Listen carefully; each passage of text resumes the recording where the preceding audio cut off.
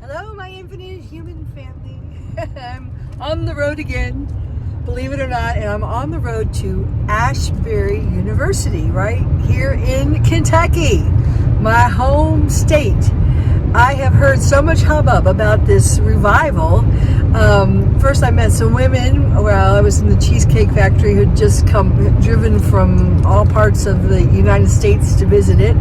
And they said, you've got to see it. It's amazing. It's quite an experience. A lot of energy is going on there, blah, blah, blah. And so I just thought, oh, interesting. And then I get a message from my dear friend. Watch out, construction on road ahead. In Italy, Italian, and she's sending me an article translated in Italian about this revival, this gathering, this whatever. So I decided to get in the car. Me and Kiki, we're on the road and we're going to check it out. So I'll let you know what happens. Family. Well, Kiki and I are on the way to the revival, but we just found out it's not going on anymore, which suits me fine. But I did feel called to come out here and run some Crystala frequencies, which I will do. And it's funny, driving the back roads of Kentucky reminds me of when I was a little girl. My father was a minister and he used to be a traveling minister, so every Sundays today, I get in the car with my dad. My mom would stay home, she didn't really like to do that. And I was like, Kiki, I was 3, 4, 5 years old, and he'd load me up in the car and I'd sit there in the congregation and listen to him tell his stories. And he was an amazing storyteller, and he was so mesmerizing. Once I stood up in my pulpit, he was in the pulpit in my pew, and he had to tell me to sit down. So here we are out again, traveling the back roads of Kentucky in search of God. Well, we know divine infinite sources within, but now this area that we are in is probably one of the wealthiest areas of Kentucky, because there are multi-million-dollar horse farms out here. It's in Versailles area, so it's not just the poor coal miner back roads of Kentucky where this Asbury University. Hello, you divine infinite human beings. Your all that is, ever has been, and ever, ever, ever shall be. And here I am at Asbury University, where just a few days ago there was a huge revival that got international fame. And one of my friends from Italy said, oh, go out there and see what's going on. She's a devout Catholic, and we've had our discussions. But what? And she told me to come out what's going on, and it wasn't. So she was misinformed. And the point I'm making, though, is I wanted to check it out because I've had other people tell me about it, and it apparently has become a portal, actually, a place where people pilgrimaged from all over the United States. I talked to a couple of ladies in Cheesecake Factory restaurant, and they said they just come from there and they felt inspired, and they were doing all kinds of things. I guess the old-fashioned revival, being saved and being exercised, and all kinds of experiences. And now, for me, as Elizabeth Monroy, the author of The Infinite Human, and I talk a great deal about religion and being raised by, and traveling out to the back roads of Kentucky with my father, a minister, who taught me about spirituality and moved beyond religion.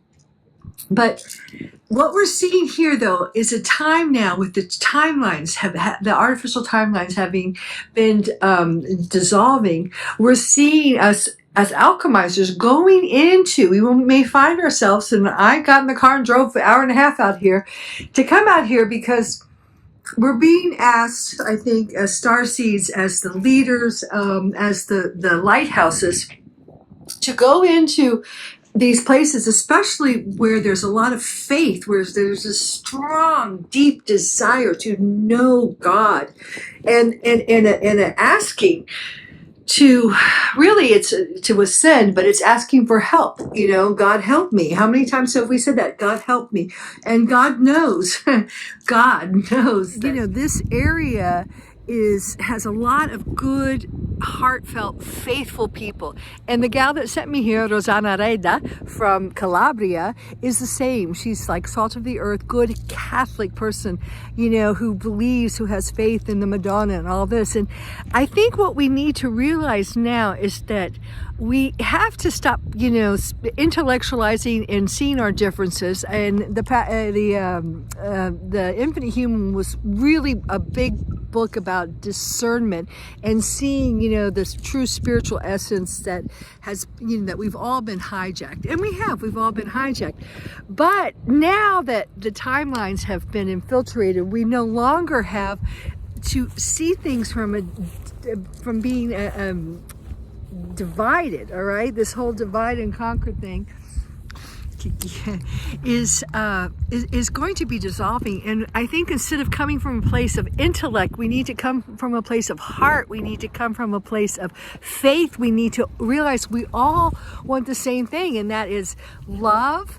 That is God. To me, God is everything, all that is, ever has been, and ever shall be. God is unity consciousness. God is the oneness of all things. And the only religion that there ever was before the fall was really the law of one, which was just celebrating life and the oneness of all things, of all creation. And I've already talked about the Navi and how they are very much connected with the law of one consciousness. So that's the consciousness we're moving into. So, people are wanting it. They're desiring it. They've driven, thousands of miles to come here. I think this little college campus had over 50,000 people coming to visit, and I'm kind of glad they're not all here now, so I can do a nice peaceful video.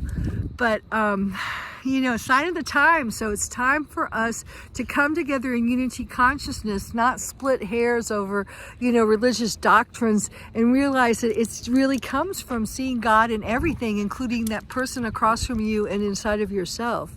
So that's my rendition on the phenomenon of the Asbury Revival. Ciao from now.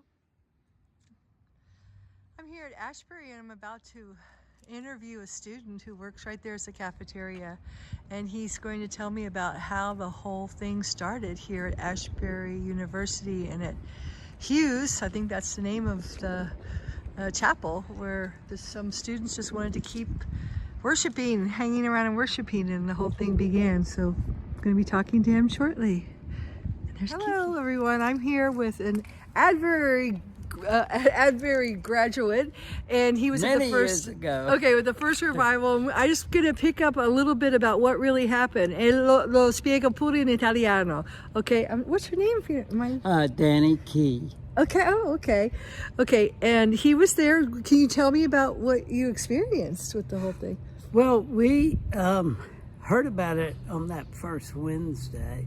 We both live in Wilmore here, and I work across the street at the seminary part-time. I direct the seminary choir. And so we love this community and are pretty embedded in it.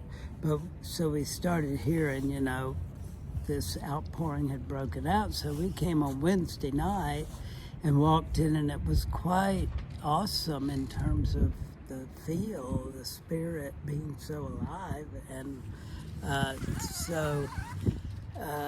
then we came back on Friday night, and then we got more involved across the street because the overflow of the many, many thousands of people who came to town, the overflow, because everybody couldn't get into Hughes Auditorium, the overflow went across to the seminary, the other side of the street. And so we hosted and live streamed it over there in 3 different venues. Okay, and I have a student, right, that was there the first night. Yeah. Okay, and if I can just get some of your, I'm going to turn this around so I can ask you questions. Okay? Yeah. Do you mind sharing your name? Yeah, I'm Luke. Ok, so questo è Luke, e Luke era qui il primo giorno che succede tutta questa cosa. Raccontami che cosa, come è cominciato? How did this whole thing begin? Boy. You want me to turn? Are you okay with the sun, or do you want? Yeah, I'm fine if it works better for the camera. Okay. So. I do filming, so I understand how cameras work. Yeah. Yeah. Let's see. Okay, it was all on Wednesday. Everybody knows that. It was. No, nobody. We don't know that. Okay, not everybody knows. I guess it's common knowledge among the students. It all happened on a Wednesday. It was after chapel. That chapel they'd had the gospel choir came and sang in place of the worship team that day. They come in occasionally, but it's kind of a rare and special thing. So the gospel choir led all of worship, and I think honestly it was probably their enthusiasm that got people excited. I can't really confirm anything, but afterwards, a lot of the gospel choir, I think, stuck around, and people just loved the energy that was going on. They just didn't want to disperse. They just wanted to keep it going. Yeah. Okay. Gotcha. So they just same thing as every chapel. They said, hey, every chapel they end it with, hey, if you want to, we'll keep playing music for a little bit. You can stick around if you want. It's a normal thing because not everybody has classes after chapel, and some people just want to stay there. Almost like a miniature revival experience. But that chapel, especially that chapel, just a lot more people stayed. Even if they had classes, they just stayed. And I know I didn't stay for the first little bit. I went over to the library to schedule out my day and got a little bit of work done. And when I left the library, this was like an hour after chapel had ended, there were people who were quite literally running up and down the street, shouting things like, hey, you guys got to see what's going on in there. Like, they were so vague about it. They're just like, you got to see what's happening. And I'm like, just looking at them like, okay, and getting a good laugh out of that. And it's just a good few guys were running around and saying, like, if you have classes, skip the classes. This is special. Like, just go inside. And they were kind of laughing. They were having fun with this. And they're like, yeah, dude, check it out. And so I'm like, okay, fine. I'll see what all the thing is. And I go inside through the back door, and I end up, and I'm right next to the stage where pretty much everyone is huddled next to the stage. Everyone's just kind of closed in there, and they want to be in this big group. You can tell that much. And just a lot of people are smiling really big. And it was, that was what I saw at the beginning. What did it feel like? What was the energy like? Ooh, that's a hard question to answer. I could see on there, I myself, I don't really get a lot of feeling out of these things. And it kind of all happens in the head, a lot of logical things, and it's a very different experience. But I could tell, I could tell from seeing other people who were getting this big feeling from all of this. I could see like what they that it was a big thing for them. Just a lot of people smiling at seemingly the randomest moments, but you could just tell that they were happy where they were. So they were feeling, they were having a spiritual experience, awakening, something was happening. Yeah. That's what I've heard from people that I've talked to. They said, what my friends were telling me. Yeah. From the looks of it, it very much seemed to be true. Okay. Yeah. So the students weren't going to school. That's what the graduate was just, they were getting, well, whatever. It's got to them. So is that why they shut it down? Because, nobody was showing up for class, or? I'm sure that's part of it, because at some point they were like, okay, guys, we need to do classes. And then the students acknowledged, okay, I've loved doing this. I had plenty of friends who were like, I'd love going to Revival, but I'm behind on so many things. How long did it last, actually? Oh, the whole thing? I can't remember. I think 2.5 weeks. Okay, so I wasn't there for 24/7. I mean, anyone could Yeah. walk in and find someone singing, praying, preaching. There would be crowds. Certainly died down towards the evenings. I stayed with a couple of my friends. Got really excited to do an all-nighter, to stay up all night in Hughes. Like, bring our sleeping bags if we had to. Some of them. So Hughes is the name of the the chapel. I'm the gonna chapel. walk down there and take a look at it. Yeah. And okay, so what do you think people were like feeling healed or feeling hopeful now at this difficult time? Or I mean, what would you say? What was the attraction? Would you say? Man, I really don't know for a lot of people. And it's very personal. We had, well, that's true. Yeah. I do know a lot of people said that they were, a lot of people were talking about the hope that they were feeling for the church, for colleges because of this. Felt like it was like a start of a new generation almost, or maybe like a flame in the current generation. There was a lot of talk about that, so I know a lot of people were excited about that. But there were a few I knew of that had talked about getting healed either internally or like physically healed. I heard quite a few stories of those. Oh, okay. Not as much as everything else, but I heard I met two women who had just come back, and she was talking about exorcisms, that there were exorcisms going on and things. So I did not know about that's that. why it's like, the story's spreading. It's getting, it's like huge. So Yeah. No, there was. There were a lot of different. I think a lot of people got a lot of different things out of it. I mean, myself, I had a bit of maybe a unique experience, but I know some friends who felt the same as me in that we just kind of felt more sure about the church and our relation with it.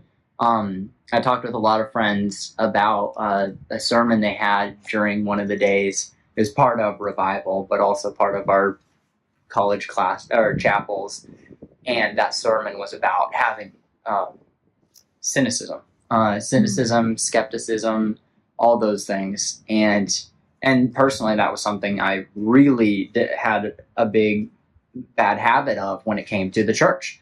Like so many times, I and many of my friends would go to church some Sunday at a new place. We'd walk out, and the first thing is we would think about or talk about what we disagreed with, and we're like, that doesn't seem right. Like, I don't know how. That was just a really bad habit. Well, the thing that brought me here is, my father was a minister, and I grew up in Kentucky going to little churches with him on the Sundays because he would travel around, and he taught at the seminary in Louisville. But I think the people I talked to were from all different walks of life, all different churches. I mean, I feel like it went beyond like just a church. It was more just like really reconnecting with God, because I mean, really that isn't church, because there's so many different churches, there's so many different denominations, and this was like beyond multi-denominational, would you say? Gathering? Oh. I mean, because like this, my friend from Italy is like a devout Catholic, and then I think someone said this campus is like Methodist, is that right? Or okay, and so it goes beyond the church or a certain church or a certain religion. It was more like connecting with spirit and God and everything. Would you say? I mean, I don't know. Because people came from all different churches or walks of life or whatever, didn't they? I imagine so. Yeah. The topic never really came up, I guess. I mean, that many people in one space, you're bound to have different backgrounds. Yeah, I mean, everyone was at Methodist that went to, what's the name of it? Hughes. Hughes, yeah. Hughes. Okay, so it was definitely beyond just Methodist or just one church, right? I think so, but I don't know. It never really came up in the conversation because, quite simply, when people would interact during that, it was just cutting to the chase and saying, like, hey, what do you need prayer for? What do you want to talk about? Do you need anything? It was just, it wouldn't be, like, there was just no need to talk about what our denominational beliefs were. Yes, So exactly. I probably talked with some people of very different backgrounds, and it just never came up. Yes, it wasn't about the division. It was about the unity of being there for each other. We spoke in a universal language, I guess. Yes, yes. And that's like, what do you need? We're all one. Let's all help each other. Let's all be there for each other. Yeah. Let's all pray for each other. Yeah. Because it's so powerful, that prayer of power, and those supporting prayers for one another.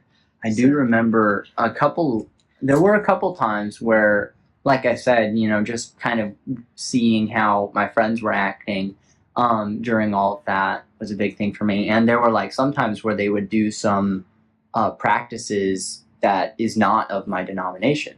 Not necessarily wrong, but like one I didn't personally believe in, or I just never really did. I'm like, I don't think that's a thing.